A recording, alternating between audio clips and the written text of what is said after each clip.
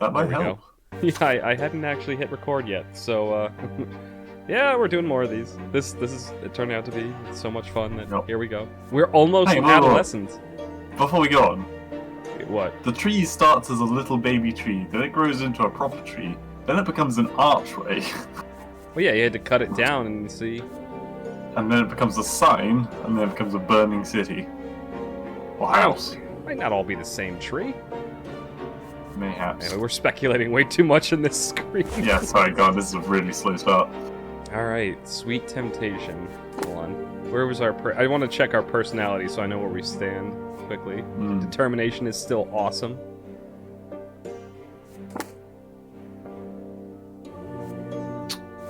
We'd gotten... Oh, yeah, this has gone down. It's kind of a sinister coat of arms thing that has a chain on it. Yeah. Wait, why is our little brother, like, in red?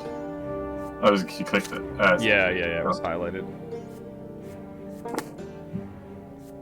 And right, I'm trying to remember what, like, so... Oh, there we go. The grandfather's back. Yep. And then... The bitch came back. God damn it. Yeah, they get... Yeah, the sister gets whipped and other brother gets... Okay, yeah, I remember all this. Okay. You stand up and tell the truth, even though it takes you an effort to do it. You actually ate a candied fruit, but Gloria only touched it. We've actually gone past this bit by quite a ways. Oh, so... Oh yeah, you're right, I remember this, and then he beats the fuck out of us with a cane. Yeah. Alright, he's hitting you until you grow tired. Soon enough, Mother comes in to find the two of you on the floor, afraid to move. She shakes her head in disappointment. You're badly hurt and covered in bruises. She forces you to kneel and recite the... Sorry, what was that? We went through a whole, like, other, like... It's what you can just keep... Oh, right, yeah, because grandfather... Yeah, I think this was the part that we got to. Yeah. And then... Alright, perception goes up 2, willpower goes down.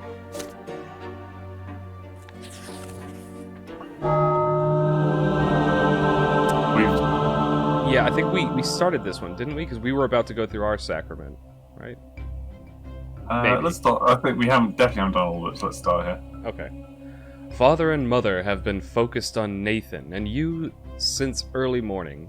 Instead of breakfast, you are told to say your prayers, wash your hands and faces, and get dressed in plain white shirts. Today is the day of your sacrament. Oh, this is the first time we can use this guy's voice. Right. Talk. Mother, I want to go play in the yard. Mother, I want some more! No playing... I can't remember what voice I used for it. No playing today. You and Equestrian are big boys now. It is time for you both to have your first sacrament. No one can live without a lot. Isn't he like 3 years old? Yeah, why is it going so early for these? Wait, sorry, did you do your line? I was talking over you. I don't want a lot. Yeah, he was just born like 3 years ago. I feel like our sister and our like jackass bro of a brother, like they had theirs. Maybe it's different universe, different amounts of time. Yeah. Alright. Robert Bronte. Be quiet and listen. You were born commoners, so you must accept a lowborn lot before the twins. When you grow up, you will get a chance to earn a noble lot. Didn't sound like you were grinding your teeth. Father and Mother take you to the carriage. Nathan is hungry. He starts whining. Grandfather is the last to get in the carriage. His eyes are on you and your brother, looking for every fault. Soon the carriage is moving along the streets of Anisode, slowly and solemnly. One more turn and you see the colossal white building marked by 2 massive pillars. For the first time in your life, you are to enter the Church of the Twin Gods. Dun dun dun. And then watch the last sacrament. What was that? Didn't we go in there before to watch the last sacrament? Yeah, we totally did. No, I don't think we watched it. We just heard it described. And our brother and sister went in there, and they came back with sister, like, beaten up and brother looking smug like a prick. I guess. You enter the gate and walk under the splendorous dome of the church.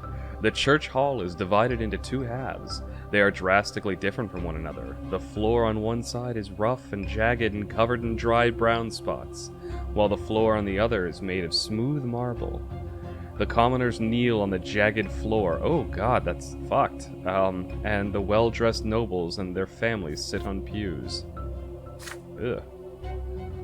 Father and grandfather... Oh, sorry, that's you. Sorry. Father and grandfather leave you to sit on one of the nobles' pews. Wait, what? Hang on. Are we considered noble? Yeah, what? Maybe it's because we haven't had a sacrament yet, so we don't have to kneel yet. Mother walks to the rough stone of the commoner's side and gets down on her knees. You see her wince in pain. For the lowborn estate shall suffer in the house of the faith. The church acolytes surround you and lead you to the altar, where you and the other children will take your sacrament this day. Before you stands a tall priest dressed in black with a sword in one hand and a hefty whip in the other. Nathan's whining grows louder. He dislikes this place. He is scared. You remain quiet, but your stomach roils in uneasy anticipation. One sec. That guy on the left in the picture has a Yashanka on. Mm-hmm. Well, like a Russian hat. Oh. Wait, he does? You know what I mean? Left. He's not wearing a hat. Oh, okay. Yeah, okay. Look, kind of weird. Alright. Just a weird drawing. Alright. Oh The god. first child to take the sacrament is a jaunty little boy from our family of nobles. The priest extends the sword before him and recites the word of his lot. From this day forth, he will fight and rule, and pursue the arts, his mind now forever free from the throes of suffering, for he now belongs to the noble lot. The boy proudly touches the flat of the blade with his lips. Okay.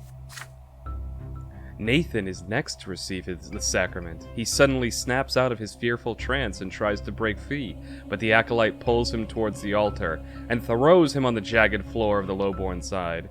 The sharp edges bite into Nathan's knees as he lands, spraying drops of red around him. Jesus Christ, he's 3 years old!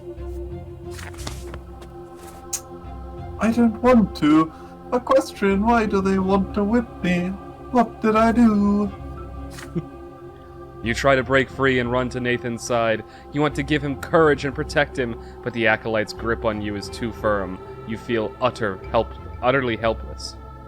Your little brother has to face the world all by himself. The priests start reciting the words of the lot as he swings the lash over Nathan's shoulders. From this day forth, Nathan, thou shalt endure and work and suffer. Thou shalt be ardent in thy labour and humble in obedience to thy rulers. And now thy cometh thy first true suffering, which thou must accept with gratitude. He's wearing like a nobleman's clothes. Yeah, I mean, I guess we're commoners, but we're well dressed, I guess? Or better dressed? Oh, wait, you. Yeah, it's me. The lash cracks. It strikes his right shoulder. It strikes his left shoulder. The blows are so powerful that Nathan falls on the floor. The priest tells him to rise. He has to receive his lot. Nathan gets on his feet and drags himself towards Mother, his knees torn and bloodied, his shirt broken. Oh, sorry, his spirit broken. It is your turn. Your feet will not move. You can barely muster enough strength to walk to the altar. You get down on our knees and feel the sharp stones below. So sharp, your clothing cannot protect you. Your skin begins to burn. The acolyte forces your head down, and you feel the lash being drawn above you, ready to strike. Oh my god. Oh my god! Hell yeah. Wait, read out. Okay, first of all, the priest's words are for you now. This is thy sacrament. Thou shalt work and endure and suffer. Thou art about to receive thy first true suffering by the sacred lash. Dost thou accept thy lot? No, it'd be most epic to catch the lash. Yeah, and I was going to say, we're not going to accept it, obviously.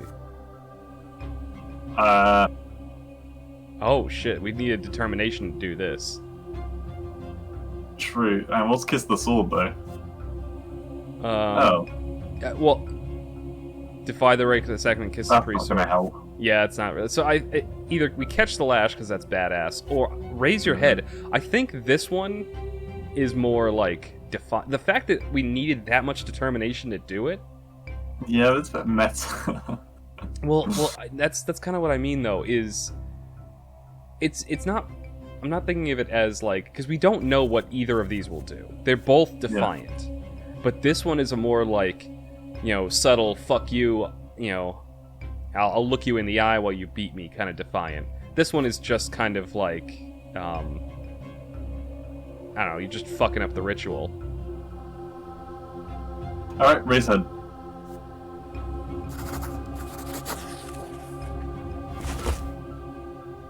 The priest readies the lash, but before he can strike, you raise your head and stand up. There are cries of indignation among the churchgoers. The whip cracks, it strikes you on the right shoulder, but you keep your head up. It strikes again, this time on your left shoulder, but you remain standing. No one intervenes. Even the priest is confused by this turn of events. He grits his teeth as he orders you to depart. You are to remain humble and obedient from this day forth, for you now belong to the common estate. You walk away from the altar, swaying. You see things with surprising clarity now. You can barely feel the pain, even as blood runs down your back. A timid hand touches yours. It is Nathan. His face tearful. His tearful face, a mixture of confusion and awe. That's right. Look up to us, Nathan. We're a badass. Mother takes your hand and leads you out of the church. Once you are outside, she scolds you for being insubordinate. Grandfather is the last to leave the church. His face is covered in red, angry blotches. There's a quiet fury in his voice as he says something to Father, who remains quiet and miserable as you walk to the carriage. Excuse me. Oh shit. Our willpower went up. More stamina. Yeah, I guess that's just... I don't know why. Yeah, it's interesting. We defied a powerful will that day. There is fear inside of you. You fear that this will might one day destroy you. Oh god.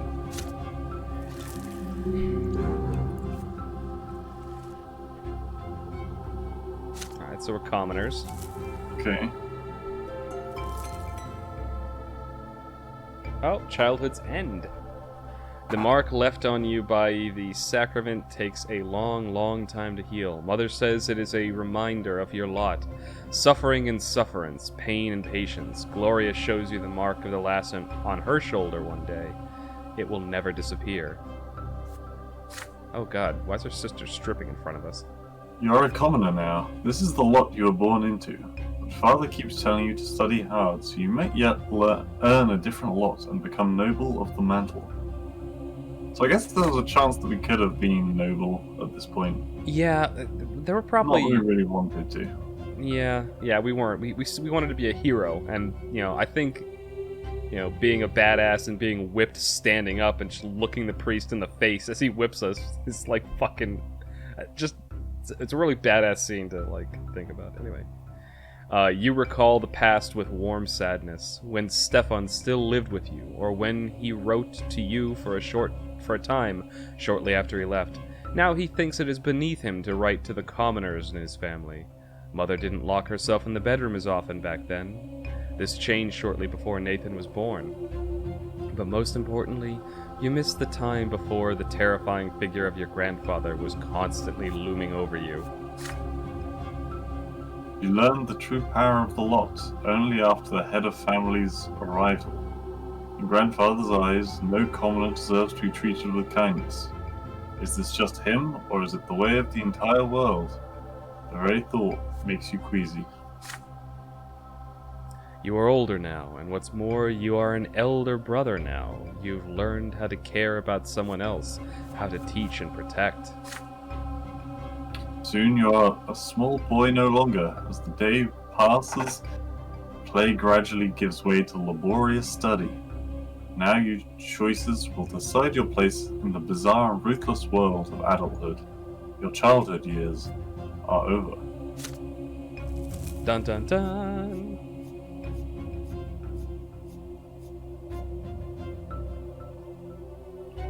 Right. So what happens? This is... Alright, end of the chapter. Oh, it's just like a summary of what we got. Yeah, I think so. Determined. Yeah, we're pretty good with perception. Got a little bit of willpower. Look, we haven't died yet. You know? I'd be impressive to die as a child in this game, I think. I mean, who knows what would have happened if we'd kissed the sword? They might have, like, executed us for heresy. Maybe. That's the same text. Oh, yeah, we just read that. Finally got the end of chapter 1, holy shit. That took 8 years. Yeah, look how long fucking peacetime is. Jesus. Holy, yeah, because we're still technically in, like, the prologue. Yeah, that's whew. Also, I was growing up fast. The school, the streets, and the whole wide world awaited me beyond the gate of my parents' house.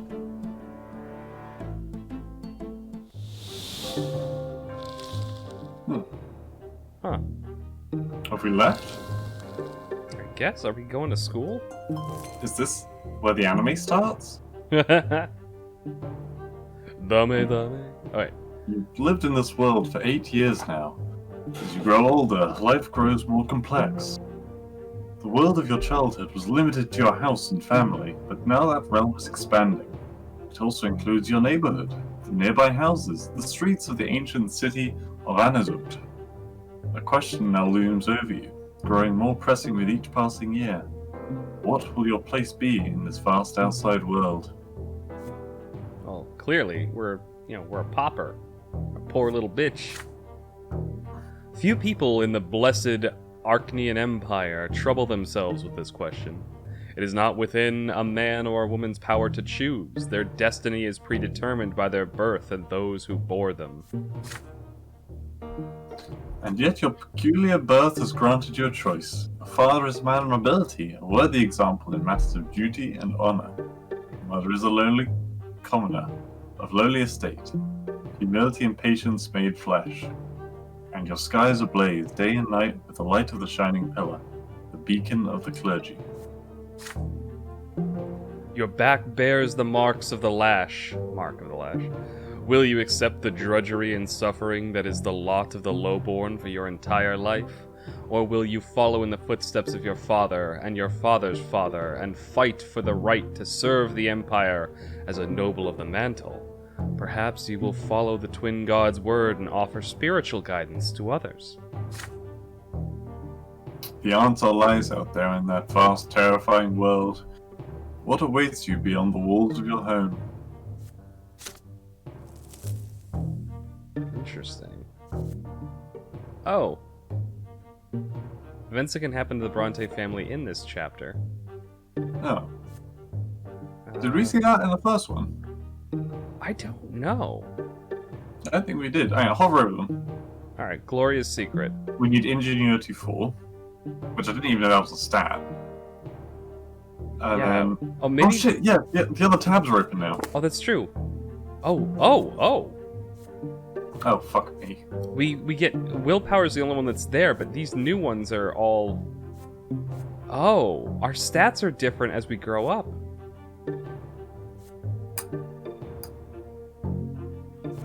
I'll see the other tabs. Okay. Sorry, do you want to... So I'll stay over... No, I mean, the tabs in the book, the new ones that are opened up. Yeah, I'll look at those in a sec. I just wanted to read what these are. Just how quick. What did you... Oh, actually, you know what? I think that kind of just makes sense. Fuck it. Oh, we haven't had any relations yet. Good, we're 8. My god, how many people we fucked. I Let's get Gloria on that list. No, I'm kidding. It might just be like... Oh. This is new. Oh my god, this is like a demon face up here. So it shows the ruler and the religious ruler? Archduke Melanidas. What? Archduke of Margaret. Oh, sorry, Milanidas. Yeah, we live in Magra. God. Yeah, sorry, I thought you were reading the bottom of it. Yeah, you know Nidus? Oh, of course you do. You fucking played StarCraft. Yeah, of course. So I guess the overseer is like the king, and the patriarch is like the religious king. Yeah. Yeah. So okay. Founder of the new faith. Yeah, the head of the church, and then the head of the. So it's these two jackasses. All right. Power. The overseers and current balance of power in Magra. Who rules the province? So the overseer is the one that. Oh, so there's a balance between the church. Oh. Oh no. This is a balance between. Huh. So it's like communism, or left or right wing, basically. Well, not necessarily communism, but like commons in power. It could be like the French Revolution, where they just started beheading everyone. Yeah, I guess that would be a reign of terror. Yeah. All right. Old faith. Fall of the new faith. Fall of the old faith. Okay. Wait, hang on. Sorry. I'll go back. Fall of the new faith. Fall of the old faith. Oh, what's the difference between the old and the new? I don't know. I think this is stuff that we're gonna have to find out, like throughout the chapter. Huh. The welfare of the province and its population. You know, we're decent right now, Okay. and we're at peace. Yes. Huh. This is really interesting. Okay. Oh, there's a map. Oh my god! Holy shit! Oh my. There's so much more lore now. I love maps in any game. I know, because this is what I was talking about when we were playing the other day, or playing yesterday, is the, okay, so we're up here, we're in Montes, I guess, right? Holy shit, those ships are the size of cities. We were only in the prologue before, look how much extra stuff there is in the game. Doesn't Garcia mean something? I have no idea. Maybe? I mean, it's a name in Spanish. Yeah, it's just what I'm thinking of. Wait, so where are we? Mind if I drop out quickly, Kaiser? Yeah, sure. I'll be right back. Alright, here, hold on. I started the recording again. So, yeah, we were looking at the map. I wanted to see where we actually were, because it told us who the ruler was. He was the ruler... Also, can you click on the cities? I think you can. Melandas. No, we can. It just highlights it and tells us a little bit about it. Okay, so let's get the general gist of each of the cities. Yeah, can we get a "you are here" symbol? Like, where the fuck are we? Well, hang on. Let's look for the place that we know. Stop over. Eterna. We were in Eterna, right? No, our grandfather used to live in Eterna. Yeah. And he would travel there occasionally. We were in Anazote, down in the bottom. Oh, the big city. The city of your birth, there it is, yeah. And the capital of the arid province of Magra. Okay, so this dotted line here, all of this down here is Agra. Yes. Or Magra. And so... Margaret. Alright, well, we can come back to this map if they start talking about other places, but our hometown... 90% of the cities in the game are in this little bit.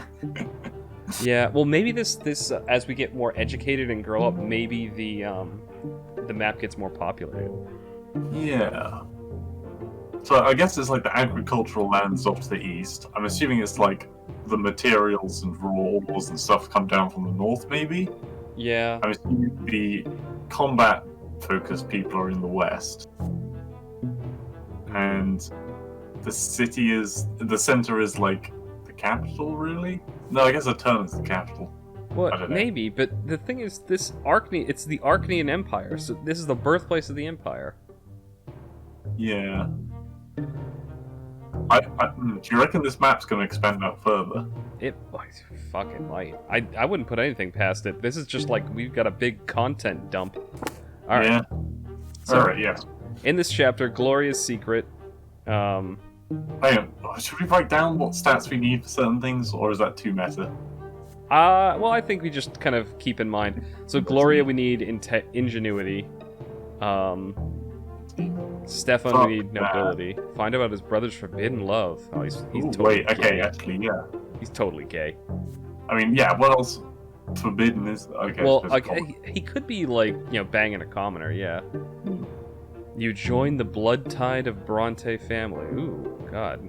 The blood tide of the Bronte. Blood tide? What, are we fucking vampires?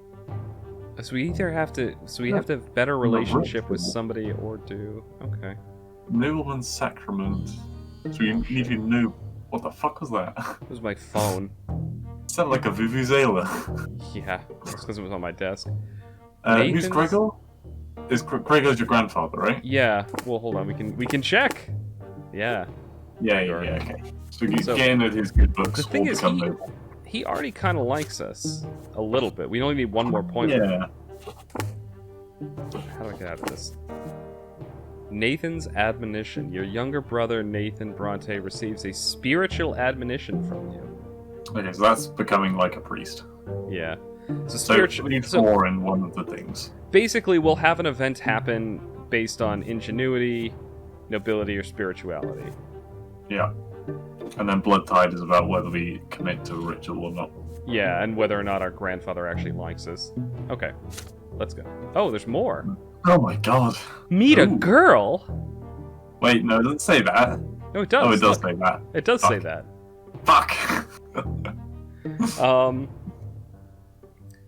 A revelation by the sacred silver tree. Okay. Experience revelation. You save a save local them. girl. Okay, so that's a. I wonder who we could be bagging. I mean, matter of the heart thing. Matter of the hearting, yeah. Yeah. Okay, and these are our new stats. We already saw those. Willpower. We've got to make it YouTube friendly, Kaiser. We're Finding a special No. someone. no words that come through my mind are like YouTube friendly. No, they aren't. So that's just not to say anything. Adelante. Do you remember whose turn it was? I think I spoke twice last. The family expects more and more of you as you grow up. The teacher and tutors hired by your father keep you on your toes all the time. Your life these days is dedicated to studying for your future, for the future of the Bronte family. The boy down the street.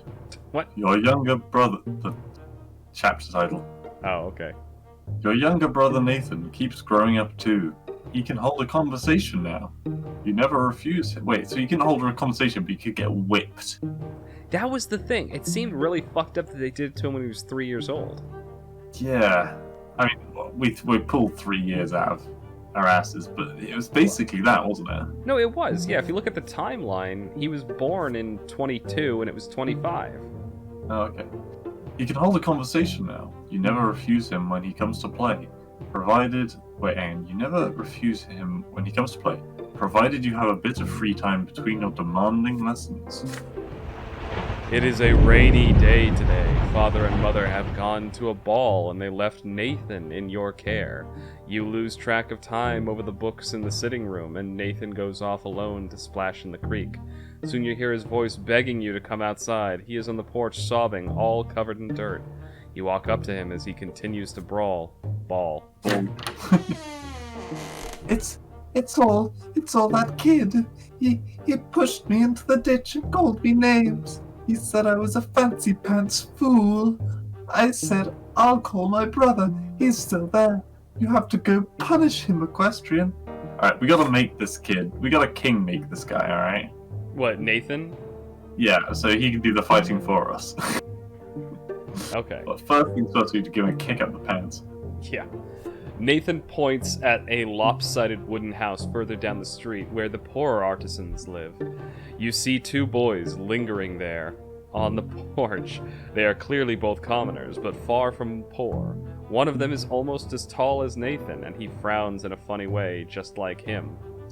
The other looks almost your age, but he is more broad-shouldered and taller. His name is Thomas. You've heard it before. Rule 1 of going into like one of these places, you gotta beat up the big kid first, and then you're fine. Yeah, punch him once hard in the fucking face. There, Equestrian. That's him. Nathan points at the younger boy and hides behind your back. Thomas grins and rolls up his sleeves to reveal strong forearms. He must have been helping his father with manual labor for quite some time. Ooh, helping his father with manual labor. Shut up. Kid's like 8. You said no. That's Grandpa. Listen up, rich boys. We don't give a damn about you or your friendship. We don't let nobody call our home a stinking rat hole. Your little brother earned his ditch dive. Oh my god. Maybe next time he'll dress normal and stop picking fights with people who can throw him in the mud. Alright, so his evolution of voice already in that one sentence that I spoke. I was going originally for like Shadow, Yeah. and then it went to kind of like Jack Nicholson, and then it went to just Generic Texan. I don't know. Yeah. Anyway, I can't say the words. Yeah, so... Your yeah, hands clenched into fists before you react. Nathan called them names first. No wonder they did the same. That's how it goes. But pushing a brother into a ditch is too much. Thomas stands tall and confident. He sees no threat in you. You're about to get ready for a fight when you feel a tug on your sleeve. You turn your head to see Nathan, the one who started this whole mess. Alright, so Nathan would have had to be... God, would have somehow had to... Where the fuck is the... There it is. We would have somehow had to have had a relationship with Nathan where he's grateful, but we only have him as indifferent. To be honest, I don't really care much about him. Yeah. So Thomas. Yeah. I don't know which I mean, he is a loyal brother, though. We do have to protect him. Yeah, honestly, I think this is really the only one, right? Hang on. Say your brother is to blame. Hang on, wait. Half of the blame one? He did call them names first, so... If he can resolve it peacefully, but admonish Nathan, that's how I wanted to end up. But I don't think that's how that's going to play out. No, it's probably just going to lower our relationship with Nathan. I think resolving the matter peacefully is possibly the best thing. But would Equestrian Johnson do it peacefully? Of course he wouldn't. Yeah, probably. Go beat the shit out of them. Yeah, exactly. The bold-faced bully is taller and clearly stronger, but nobody talks to you like that. You leap at Thomas and start tearing into him. He jumps backward, surprised by your assault. It takes him a moment to compose himself, but now he is ready. His fists cover the face, and he attacks you with a quick jab. It's now your turn to take a step backward. You start trading blows, huffing and puffing with rage. Your brothers... The younger brothers gawk in awe at the sight. Thomas does not resort to fancy moves, dirty tricks, or stupid taunts. He displays nothing but skill learned in many a street fight, and his fists, heavy, aim for your head. You keep dodging him again and again, trying to reach him. He takes a couple of glancing blows, but easily shakes them off. What a bruiser. You start swinging your fists with greater and greater fury. Your heart is pounding like a hammer. You see nothing but the foe in front of you. How much longer will this take? You're worn out, your breath grows ragged, and your muscles grow heavy. But there's no way you can give up now. Nathan is watching you. Desperate and out of options, you swing to punch Thomas square in his nose, and then immediately let his fist smack you in the temple. The blow rings through your head like a bell and blinds you for a moment. Oof. The world swims before your eyes. You clutch your head to get your bearings. Thomas is standing in front of you, blood dripping from his nose. You no longer want to fight it out, and it seems your opponent would rather end it too. But you keep standing there, eyeing each other angrily. Then suddenly you hear an angry shout right next to you. An enraged man in a craftsman's apron is shaking his fist. Thomas's face contorts in terror right away. Oof. That's his day. It's my father! Run! I got southern again. You can do this one as well. The punishment for fighting is flogging, and the mere prospect of that makes you run like the wind. Thomas sprints in front of you. You dash across the rotten wood planks of the back alley, up and over a lopsided fence, across a giant puddle in one leap, and then forward into the tall grass. You hide there and stay quiet. You hear no sounds of pursuit. You exchange glances with Thomas and start laughing. His laughter is loud and infectious, but soon he cuts it short and grows sadder.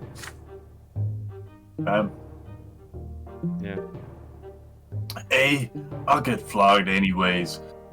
My dad's always quick to give me a beating, and then he'll start nagging me about the lots and the prayers for days like he always does.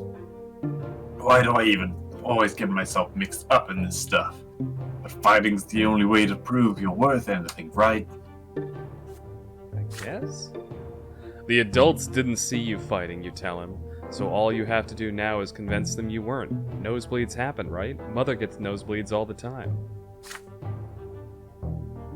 Well, we could try it.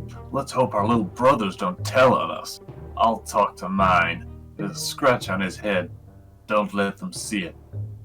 Good thing I didn't hit you in the face. There. Good as new. You assure him that Nathan will never tell, and in return you'll make sure he behaves himself so he won't get tossed into a ditch again. With that, you shake hands with Thomas. His handshake is as strong as again.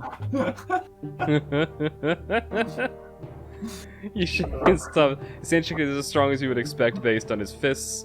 You make your way out of the tall grass you need to leave before Thomas's father goes to your family and complains about you breaking your lot.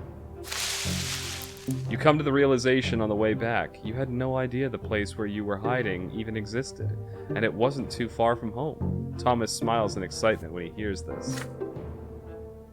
So banging him. Ah. No, wait, I did the little boy voice. Oh, I know lots of places like that. I'll tell you what, if we get out of this mess today, I'll show you the way to the old wall. It's the perfect place to build forts. I dragged a bunch of wooden planks there. Too bad it's no fun to build all alone. My brother never helps, he just gets in the way. Oh, we made a new friend. Good. Look at that.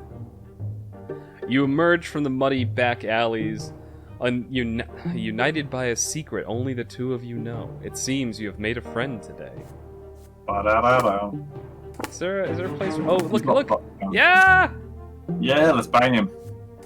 Not gonna bang this... Bang him, bang him. We are not banging the dude. Oh, look, nobility. Look at that.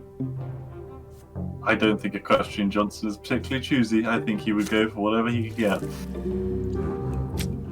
You've made a friend, a boy named Thomas. Boy? Boy? Boy? Oh, that took a whole year. Oh my god. This is gonna be a long fucking game, isn't it? Yeah, it really is.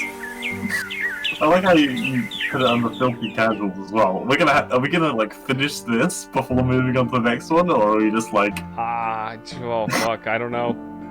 Well, there's a reason I put it also as Filthy Casuals 3.1, because I knew... Yeah, I saw that. Maybe you should have put it as 3.01. Oh god. It is blistering hot today, even... Oh, riders on the road. Actually, can we pause here for just a sec? Riders on the road. I'll take that as a yes. I'll be right back. Yeah. Alright. Let's see here. It is blistering hot today, even for the sun-parched land of Magra. As soon as you are done with your studies, you dash outdoors and out of the stuffy room. You and Thomas roll up your shirtless sleeves, but it barely helps. You would gladly Shirtless sleeves? Shirt sleeves, sorry. Yeah. You would gladly go shirtless had you only been in the company of other boys. Ooh, wait, hang on. Whoa. That sounds so gay. It's just, you don't want to... We're totally banging that dude. Fucking get in. No, what are you talking about? You're there with girls too.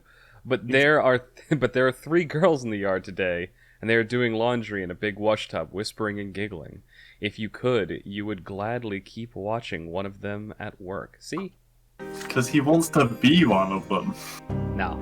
Equestrian Gods... I'm calling it right now. Equestrian ain't gay. She has big eyes of deep blue. Her dark hair is braided and her plain grey dress is mended and patched all over. Her name is Sophia. How the fuck you know that? I don't know. She throws her head back a little when she laughs. The rays of the sun are reflected in her eyes. You, Thomas, and the other boys keep telling silly stories. Anything to make her laugh. Oh, man. Oh. She looks very strange. She does. Her eyes are too small. It's like somebody just shrunk her face. Very sharp. You sure love telling stories. Sorry, fuck. You sure love telling tall tales, Equestrian.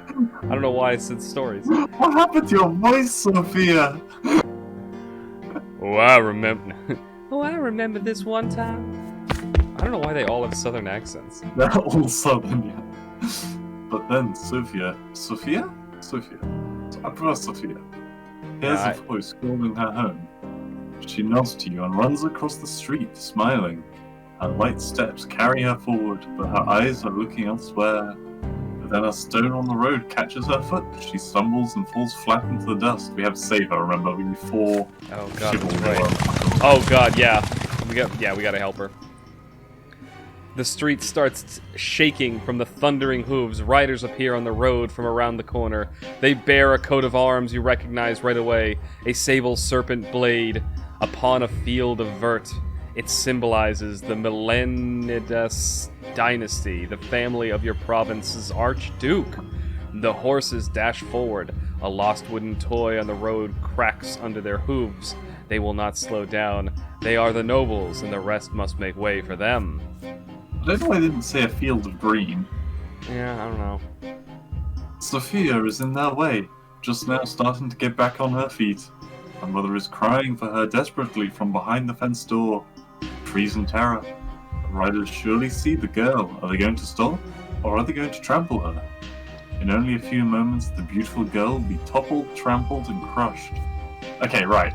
Now, if I was playing this, Yeah. I would possibly stay where I am, because Alright. it's obviously going to hurt us, and I don't think that having a girlfriend is as important as us potentially dying. I agree But with... Equestrian Johnson would save her. Same thing. Yeah, I have the same perspective. Like, if I was trying to beat the game and, like, you know, get the most optimal ending in terms of, you know, winning, like, getting to the end and becoming, like, a prestigious person in the game, I'd probably do that too, because this is not going to end well for us. But you are absolutely right. Equestrian Johnson 100% would jump in front of the horse. Okay, this is the cockbait. Going in. You... Wait, I don't know. I'll do it. You throw yourself blindly into the road, swinging your arms wildly. Dazed by the sound of thundering hooves, you can see nothing in the dust. For a brief moment, the horses slow down, just long enough for Sophia to get back on her feet and to flee the roadside. But then the riders dig their spurs in. Oh, fuck! Wow, that was loud. Jesus. Are we dead? Oh, we died for the first time. Oh my god, I fucking called it. Holy Dozens shit. of hooves knock you off your feet and roll across your body. Your bones crack, break, and crumble. Your ears are ripped apart by the thundering rhythm of the ride. Your innards are pulverized. The last thing you remember is the sound of your own skull caving in. Ooh! I mean, we did a good deed to die there. Yeah. First death. Okay. You fall into a pain that embraces you like a soft featherbed. You feel light, free. Into a pain? What? There are no restraints, just a warm glow that envelops you in its secure embrace. The waves carry you. Their touch is soft. They delicately enshroud what was once your body. It is a feeling unlike anything you have ever experienced before. Something absolute and complete. You touch something greater. The reason behind everything. The reason for your very existence. You were oh, fuck me, there's gonna be a lot of text. You were Yeah. sculpted from this light. It was the first thing you ever felt. A boundless and sincere unity of the diverse. Your beginning was the spark that cast its light in all directions, and now you are here again with one with the beginning of everything. The light gleaming from you resembles the light of the shining pillar. You still see it in the north, as always. The waves of light carry you to two figures. The elder is nearest. He is ready to accept you. He is quiet, wise, kind, and pure. The younger waits further back. You do not know what he is yet. The waves pause at the elder's feet. He leans over you and plants a feather-like kiss on your forehead. The kiss spreads all over you. You are filled with unparalleled delight and bliss. Fucking You gay. exist. You are unique. There is no one else like you. They know this, and they love you. I'm sorry, is it gay if it's God that's doing this? I mean, can Jesus and God be gay? I don't know. Anyway. I'd like to think so. You'll never be alone. You are a part of them. A part of your family. A part of this universe. The twin gods will never leave you. They watch over you constantly. The elder softly touches you as you lie spread out amongst the waves. Oh god, sending you further down the torrent of light. Oh, my torrent of light! Please don't. The character is only 9. You float on to the top of the silver tree's spreading crown. Oh, it's not good. The closer you get to the silver tree, the heavier you become. The waves draw you down along its trunk, but you do not wish to be part with the warmth and the softness. With the love. This is so uncomfortable to read. You turn around. The elder is still watching you. He nods. All is as it should be. Go, your time has not yet come.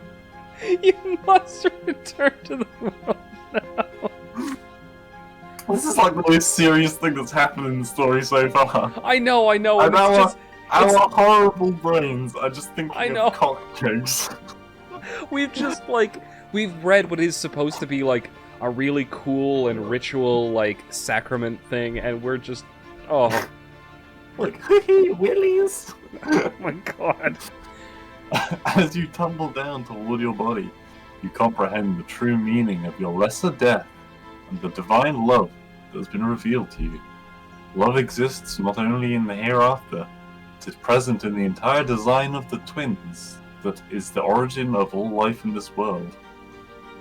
What is the manifestation of this love in your mortal life? I really hope no one from my job ever finds my YouTube video. Ever finds me. What is the manifestation of this love in your mortal life? Okay. Yeah, it's what we want to power up, I guess. Yeah. Okay, so...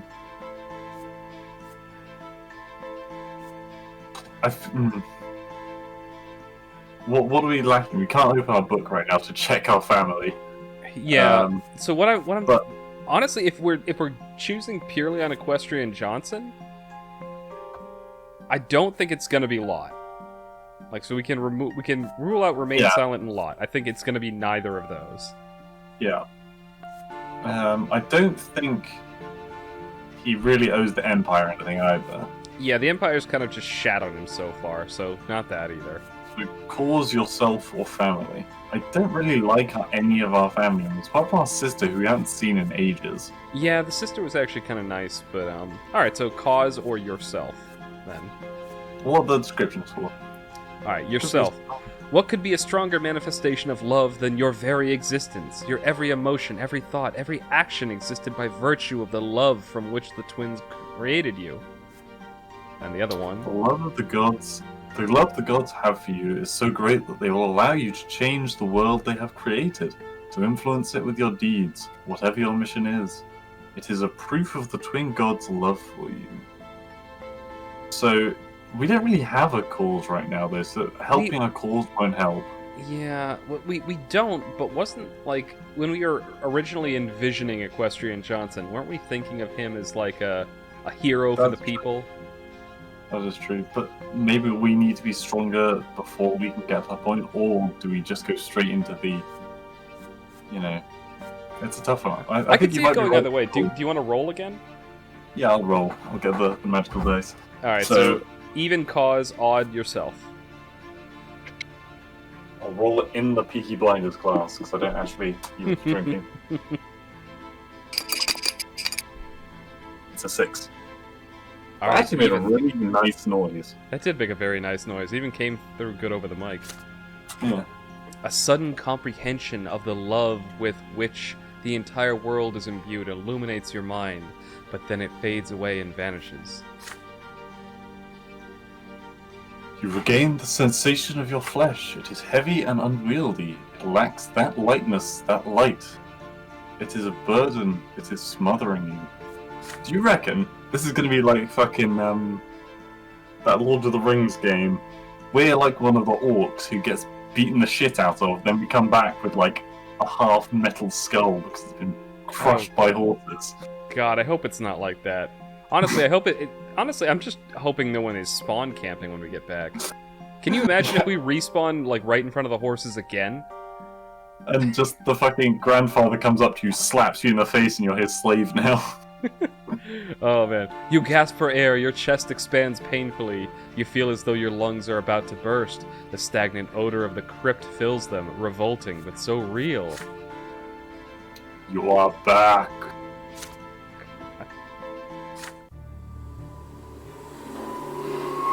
What the fuck? That you can feel again. You sense your body, head, arms, and legs. The light fades around you, obedient before a will that is stronger than you. Is this extraordinary for this universe, or not? Well, I don't know. Well, I guess They've we'll already find out. buried us. Yeah, exactly. They put us in a tomb. So did they just assume we weren't coming back? Alright. You return to the world, such is the law of the twins. You will return to the world until the time of your true death. And in this world, you will have a body with which to feel pain and suffering and pleasure. Maybe we have to survive till the end of the game, so maybe we can die as many times as we want. Well, no, because it says, look, we clearly only have 4. Yeah, you're right. Yeah, okay. Okay. But the last one's like a king symbol. Also, we totally got some stuff. Look, I just noticed this. We got, when we chose ourselves, we got 1 in all of these. Wait, did we choose ourselves? Yeah. No, we chose cause, actually. You're right. Yeah. These all did level up, though. Weird. All right. You smell a sickly, moist odor. But sticky could probably work too. Twin, disgusting. You open your eyes and see the figures of mother and father in the gloom of the family crypt, speaking to each other quietly. They stop as soon as they hear you gasp. Mother runs to you and locks you in an embrace as father wraps you in his cloak. Neither of them says a word as they lead you out to the surface and back home. You've met a terrible end, my son.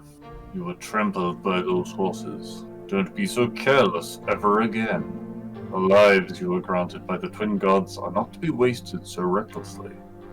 You would be punished for this, but the twins have already meted out their punishment. I feel like getting trampled to death. Yeah, is that's punishment bad enough. for saving a girl's life. Yeah. I mean, she had a weird face, but, you know, Equestrian Hey. Johnson apparently thinks she's hot. Holds a goal. God. You tremble, your steps unsteady as you learn how to move again. Your body is eerily smooth, fresh, and renewed. Even the recent scars and scratches are all gone. But there is something new on it, a fresh black mark, a reminder of your lesser death beneath those hooves. So we get a tattoo every time we die. Yeah, it seems that way. Sweet. It's like Fable. Like a horseshoe. Lydia Bronte. Okay. Remember that by the twins' mercy, we are all given enough time in this world. Should you die before your time, you will be brought back by their grace. For 3 times they will rescue you from a terrible fate, but the 4th death is true and final for all. Every loss of a life we were granted at our birth is a heavy blow to us, but the gods told us not to mourn a lesser death, and so we will humbly accept this and move on. See, your body has been reborn anew, with all your wounds healed. Do not mourn your loss of life, my son, but thank the twin gods for their justice. Why is there capitalized? Do not It's the speak same way of that. them. Hold on. So it's the same way in Christian religions you capitalize H when you say him when you're talking about God. Oh. I didn't even know it was a thing. Yeah. Do not speak of this, and do not ever play by the road again if you wish to keep on living. Jesus, they haven't even got, like, electric carriages. Right? You cautiously go back outside the next day. Children from the neighborhood surround you. They all saw you get trampled, and now they all ask you the same question. What was it like to die? Oh god, these children are fucking depressing. I mean, Thomas to be fair, people wouldn't ask that. Yeah, I mean, that's true. You'd be curious. Thomas rescues you from their pestering. He pushes the motley crew aside, hugs you, and pats you on the back. But we're very chummy with him. I mean, he's like, we got into a fist fight, and now he's like, you know, our bro. Yeah, but like, hugging us? How many men have you hugged in your life that aren't your family?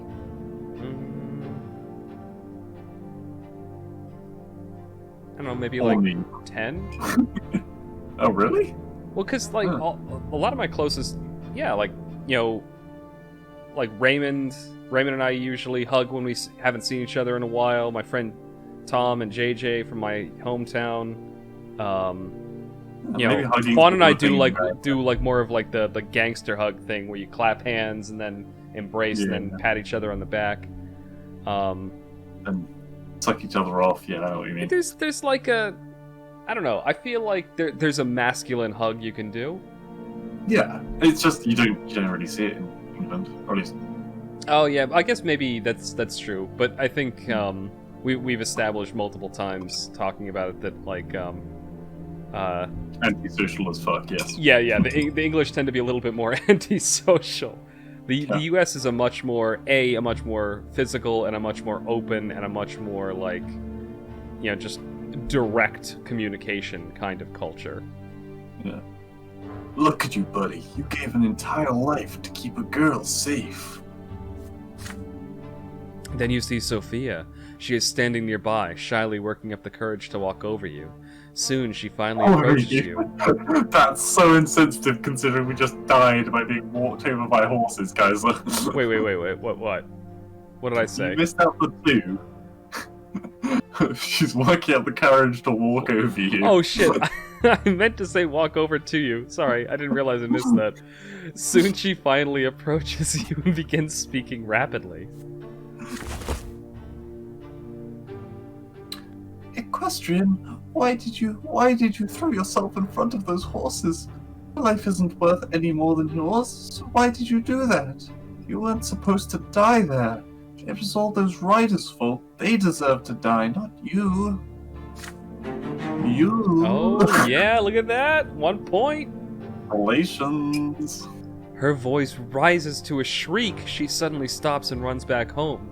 You stay where you are, watching her run, the golden rays of the sun dancing in her braided hair. Yeah, we're totally gonna hit that. Oh, look at that. Got a bunch of stuff happen. We lost some willpower, and we died. Dying. But we got one nobility. We're After well... dying. I think if we want Equestrian Johnson to be the hero of the people, that we all know he is, then, yeah. He's got to die a few times. Yeah, we're only, like, the second year into, like, That's- I'm assuming, like, 50 years. Okay, that is actually a very good point. There's a lot of game left. Shit. Gotta meet it out. Fuck. Okay, well, at least we got that, I guess. Yeah, we did it. Sophia saved. Oh, we got an achievement, too. Hold up. What was it? Die. Spare Sophia an early death. Yeah. Okay. How many achievements are there? 50? Yeah, there's quite a few. We've got 3% of the We have 3 achievements so far. We have... 100. Holy fuck. Yeah, we've so far... we've got the standard ones, newborn and juvenile, so we've gotten to adolescent and childhood, but Yeah. trampled... Wait, is that 69, did it say? Huh? How many achievements are there? 89. Ah, fuck. I know. If only they could have thought of just 20 less. Alright, another year. Um, Alright, do we want to do this chapter and then call it? yeah, sure. Okay. Wait, this chapter? Oh, this part. Yeah, this year. part of the chapter. Yeah, this year. Alright. Is he only? I don't know. 4. Soil and gunpowder. Sophia disappeared after the terrible incident with the horses. Her friends gossiped that her parents sent her off to serve a rich noble dynasty. For fuck. We You haven't died seen and we each don't other. even get... Oh, okay, Yeah, where's our poon? We are owed poon. fine. You haven't seen each other since that day, but you still remember Sophia's eyes, the sunlight shining in them. But no matter what, life goes on. You are 10 years old now. Your studies continue and you are learning more about the land you live in. Anizot is an ancient city in an imperial province by the name of Magra. All soil in Magra was turned to ash eons ago, scorched by magic. Oh god, there's magic too. During the rebellion of Duke Shar Melanidas. The magical arts are all but gone now, but the scorched earth has remained barren and infertile ever since.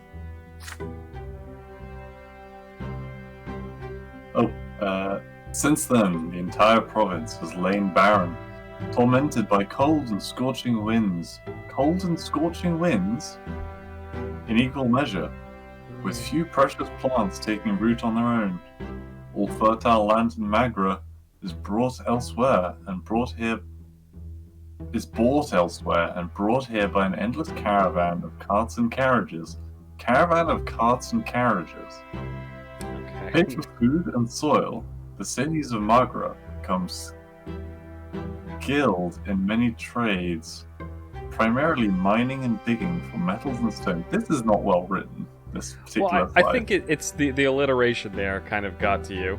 By the endless caravan of carts and carriages. No, that's fine, I like that bit. The cities of Magra became skilled. Well, I think that's to pay for food and soil, the The cities of citizens. Magra became skilled in many trades. Yeah, it should be the citizens, not the cities. Yeah, I guess you have a point. It's not the buildings that are getting skilled.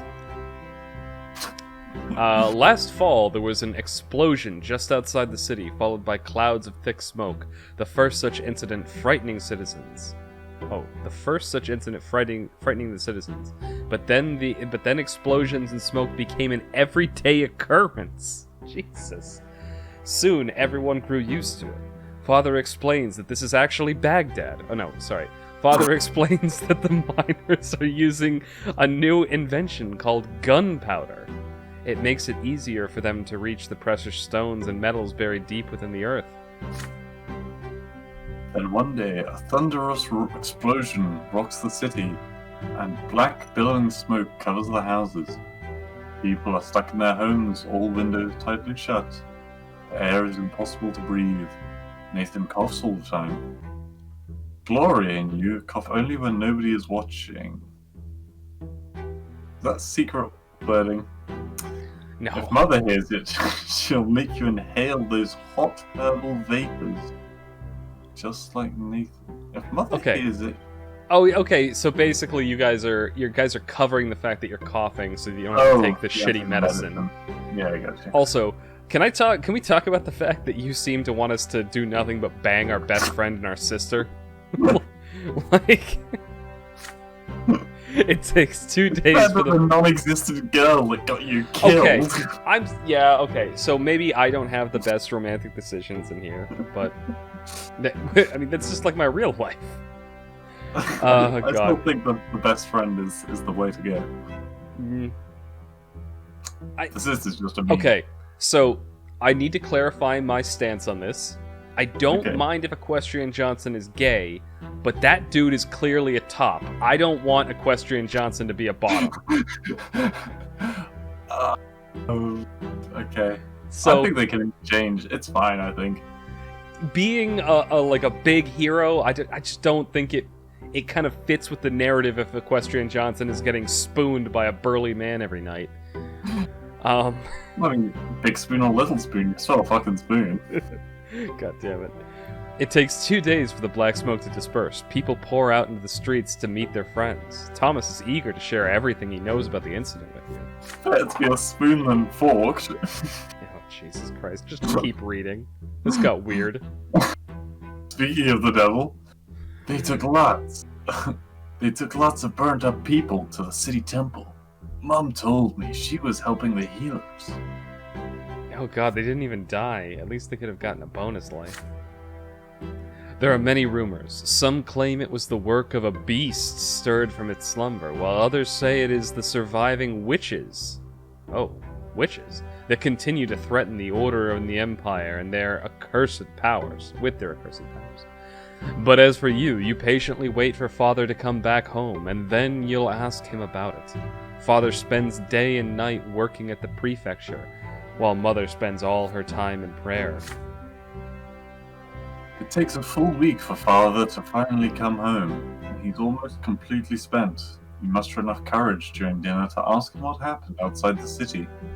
Father raised his hand, and his face a bleak, weary mask, and starts muttering his proclamation. It's almost as if he doesn't see you.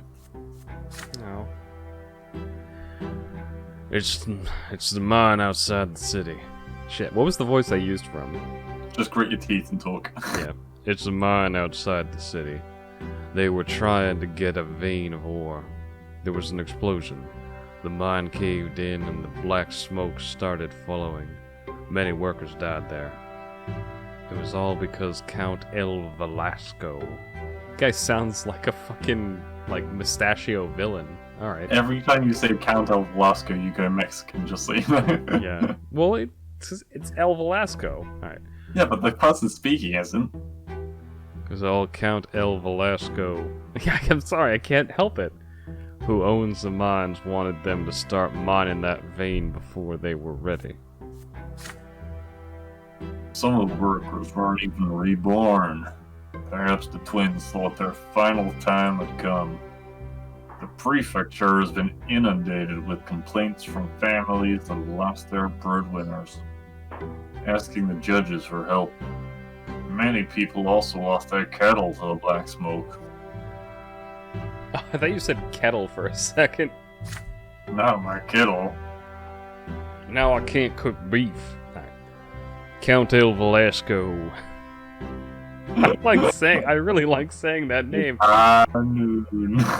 Count El Velasco blames gunpowder for the disaster. The prefecture and the newspapers just repeat whatever it says, but it's plain old greed and tyranny. Plain old greed and tyranny of the noblemen that are to blame. Why the welfare of our province is always paid for with common lives. Says the fucking noble. I think that should say, why is the welfare of our province... Oh, why the welfare of our province is always paid for with common... That's a very poorly phrased sentence. Yeah, it should be like, I don't want to... Why the wealth of our province is always paid for with common lives. I don't know, there should be some kind of... So I don't want to, rip too hard into this game, because it's clearly an indie game, but... Or at least a small studio, so... and with this much text and this much content, there's going to be fuck-ups, but... Well... It's, fuck off. Alright. You said fuck off? I didn't say that. No, not to you, but to the game. Just as in, I don't want to heap, overall the game's awesome so far, but, these typos are making us reading aloud a pain in the ass. I mean, also it's terrible reading. Well, there's that too. I mean... There's a reason we're not voice actors. Then, you say that, I got to record my voice for a fucking professional thing this weekend. Then, without warning, he grows silent again. You keep thinking about it for days. Can a human life really end so easily? Of course it fucking... We just died! You just got ran over by a horse, you dumbass! A single moment of bad luck and you die, only to re-emerge from the temple or the family crypt with a new black mark on your arm. Or worse, you remain where you fell, dead, never to be reborn again. Ever. Oh shit! Oh, we get the cash because we've ticked over into affluent, but the order has decreased. Oops, died.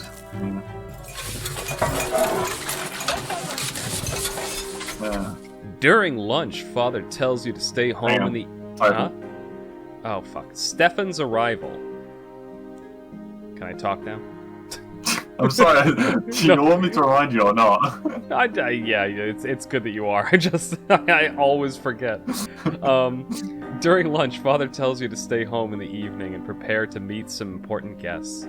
Your elder brother Stefan will return home by dinner tonight. Joining him will be your grandfather Gregor Brante, as well as a noble friend of the family. You are excited about your brother's return. It has been years since you last saw him. How has he changed during his years away from home? Is he an even bigger cunt than before? Oh, we'll go. You and your father await the guests anxiously. The doorbell rings. Why do we have a doorbell? Oh, I guess it's a literal bell, yeah. 3 people are standing outside. Grandfather is the first to come in, naturally. He has not changed a bit since his last visit, still eyeing the house with contempt, looking for any reason to demean it. You ready? Grandfather is followed by a stately young man dressed in a jacket embroidered in silver, whom you barely recognize as your brother. He's got a really fucked up face, hasn't he? Yeah. Stefan casts a glance at your threadbare clothes, your dirty fingernails, and smirks. Kick him in the balls. Alright, keep in mind, no matter how it turns up, I have called all of Stefan's lines. Okay, yes. Wait, have you? No, you've called all of Grandfather's lines. Well, you told me to do all of Grandfather's lines because it hurt your voice, but Stefan is just my, hey, fine. What's up, bro? But if it comes to the two of them, I'm speaking Stefan. Okay, that's fine. That's fine. The last to enter the house is a personable gentleman with a worn-out, wrinkled face. You've heard a lot about this man from father and grandfather. He is Baron Augustin Elborne, Stefan's uncle, a family friend with the province's prefect, which means that he is the head judge and thus father's superior. Sir Elborne smiles lightly and offers you his hand.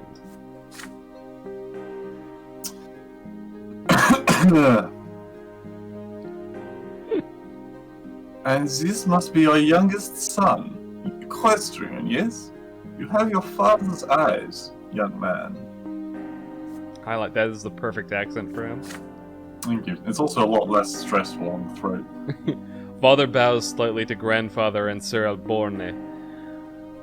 But there is a moment of quiet when Stefan's turn comes. Father reaches out to him awkwardly, expecting an embrace. There's a question in Stefan's eyes as he looks at grandfather. The old man shakes his head, almost imperceptibly. Oh, sorry. Okay. Thank you. We noblemen oughtn't put our emotions on public display, Father. Not even after a lengthy separation. There is no embrace. Instead, Stefan nods to Father curtly. He responds in kind. His face devoid of emotion. That's how you greet someone in England. After the greeting, you proceed to the sitting room. Elborn is the first to enter. He kisses Mother's hand, and Gloria's too, and tussles Nathan's hair after he sees him hiding by the table. Grandfather acknowledges them with a glum nod. Greetings, Lydia Bronte. I remember you were kind to me when I was but a child, and you must be Nathan. You could barely walk when I saw you last. Your eldest brother ignores Gloria completely. Not even a greeting. Did they ever bang? That's not possible. I mean, I guess they're not they brother or is. sister, so they could, but... They could, no. but yeah. You proceed to the dining room in an indignified manner and take your seats. The dishes smell delicious, but they merely punctuate the overwhelming tension at the table. Elborne is the only one with a friendly smile on his face. The dinner is splendid, Lydia. Did you choose the dishes yourself? You have a truly fine palate. It warms my heart to know Stefan spent his early years with you. Womanly care always does a child good, no matter the estate. Your fork freezes in the air halfway to your mouth. You expect many things from a noble of the sword, but words of praise for a low-born woman are not one of them. You cast a glance at grandfather. He looks like he is about to choke on those words. Oh, here we go. It would do my grandson more good to stay at boarding schools among his equals.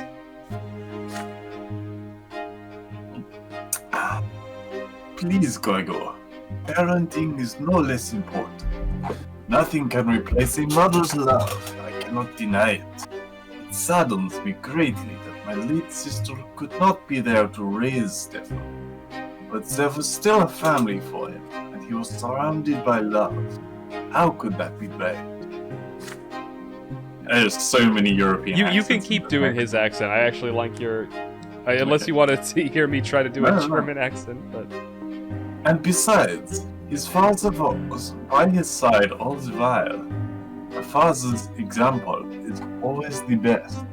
After all, Robert earned the judge's rank the same way you did. Your grandson will surely follow in your footsteps. And who knows, perhaps even the younger men of the Brante family will contribute to the... You clumsy, low-born cretin! This is another event thing coming up. Hmm.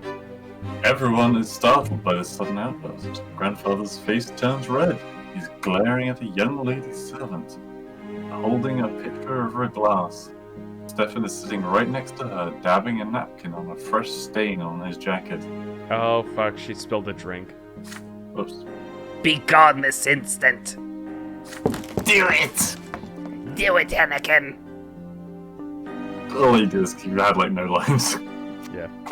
The lady servant runs away, leaving the pitcher on the small table by the door. After a quiet moment, El Borne smiles again. It appears the servant has left us, yet dinner is far from over. Worry not, Uncle. There's enough commoners at this table to keep us served with food and drink. Stefan glares at Gloria across the table. She's sitting right next to you. She shrinks down and hunches over under his gaze. Father furrows his brow.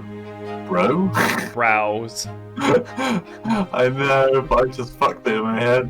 Father furrows his brows.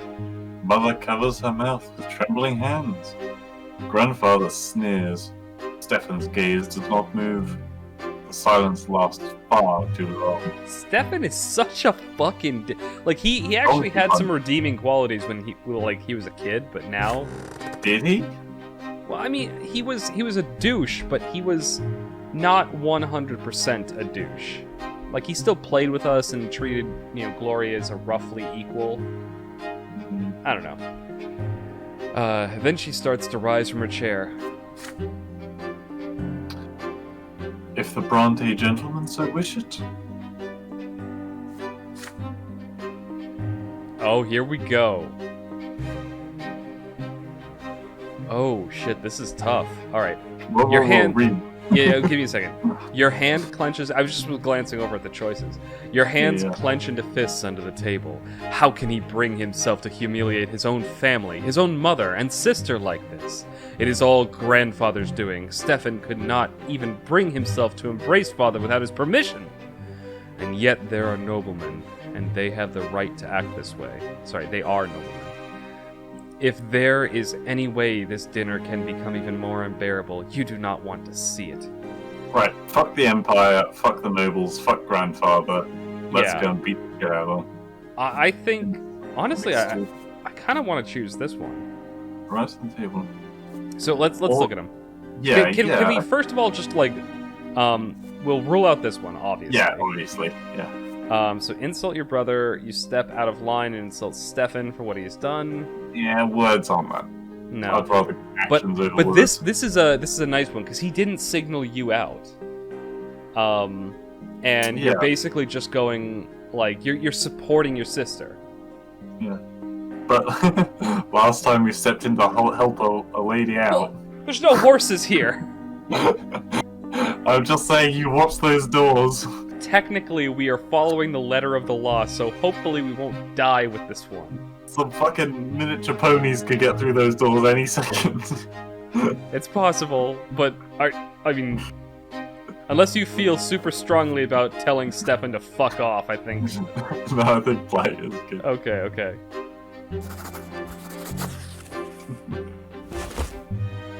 You deliberate for a moment, then take the napkin off your lap and rise to join Gloria. A moment later, you hear the sound of another chair moving. Your mother joins you. The three of you now refill glasses, serve food, and clear away dirty dishes. Can we pour it over his head? Oh my god. Sorry, no. Sir Alborne tries to make small talk with father, but in vain, so he focuses his attention on grandfather and Stefan. Grandfather is pleased to inform him of Stefan's achievements at the boarding school, especially his exemplary sword fighting skills. He constantly stresses the importance of your elder brother for the future of the family. You listen to him dispassionately as you continue serving new dishes to the table. As you wait at the nobleman's table, you, your sister, and mother never bump into each other. Your labor is impeccable. Grandfather could not have found fault with it, even if you tried. That's right. Take that, you fucking old cunt. Oh, look it! Hey, our sister likes us. +3, hell yeah. Oh wait, it was plus. Oh, Oh, no, relation +1. plus It's one, just so more we're than- at +3 now. Gotcha. I think I've been reading that all wrong the whole time. Your shoulders and back are aching, but being a manservant inside your own house hurts even more. When the guests finally leave, Mother and Gloria embrace you with relief. You did not neglect your relatives and shared their humiliation, and the composure that you have shown gave you new strength. Hell yes. High Fuck five. yeah. Oh, willpower +10! Bam! Full of power. We've Fuck got a yeah. new level. Your shoulders and yeah. back are aching, but... Oh, no, we're done. Yeah, you've already read that. Fuck yes. Okay, and Boom, we and age that's up it. again. Holy shit, I am loving the story still. Oh my god, I am too. I wanna play more, but we've already been doing it for more than an hour. Yep, let's call it. Yeah, let's call it here. Oh my god. We're gonna be, like, releasing these every